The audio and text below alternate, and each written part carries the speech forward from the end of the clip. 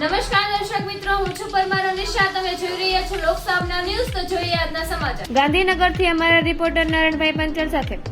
ગાંધીનગર જિલ્લાના કલોલ શહેર ખાતેના ટાવર ચોક પાસે આવેલ સરકારના ઉત્તમ કાર્ય દ્વારા નવનિર્માણ પામેલા રાષ્ટ્રીય શહેરી આજીવિકા મિશન અંતર્ગત વિહોણા લોકો માટેના આશ્રમ સ્થાન મા પાલિતાણાથી સમાજ રત્ન ચુનીભાઈ મંજુલા ભગીની મિત્ર મંડળ પાલિતાણા, શ્રીમતી કમળાબેન શાંતિલાલ કપાસી, બીસીએ કોલેજ શ્રીમતી સુશીલાબેન સેવંતીભાઈ કપાસી તથા શ્રીમતી નીતિનાબેન ઇન્દુભાઈ કપાસી કોલેજના MSW સેમેસ્ટર 4 ના વિદ્યાર્થીઓના અભ્યાસક્રમ અંતર્ગત પ્રાયોગિક અભ્યાસ હેતુસર આશ્રમ સ્થાન રેન બસેરાની તાજેતરમાં વહેલી સવારે 30 વિદ્યાર્થીનીઓ કોલેજના પ્રિન્સિપલ જીતુભાઈ બાબરિયા સાહેબ અને અન્ય પ્રોફેસરશ્રીઓની દેખરેખ હેઠળ મુલાકાત લીધી, જ્યાં સેવા આપતા સેવકોથી બહુ પ્રભાવિત થયા હતા.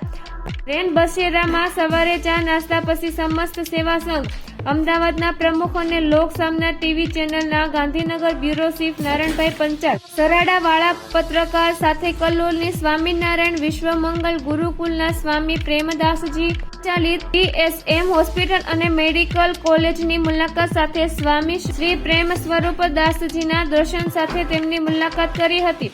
ત્યારબાદ કલોલ તાલુકાના નારદીપુર ગામે સન 1930માં સ્થાપિત આજે કાર્યરત શાળાની અંદર આવેલા ગૌશાળા સાથે ગોબર ગેસ પ્લાન્ટની માહિતી મેળવી હતી. ત્યારબાદ ગાંધીનગર તરફ જઈને ત્યાં મહાત્મા મંદિર, ઇન્દ્રોડા પાર્ક અને અક્ષરધામ વગેરેની મુલાકાત બાદ કલોલ પરત આવી રેનર બસેરામાં રાત્રિ રોકાણ કરી સવારે અડાલજ વાવ પછી અમદાવાદ મહાત્મા ગાંધી વિદ્યાપીઠની મુલાકાત માટે વહન કરેલ.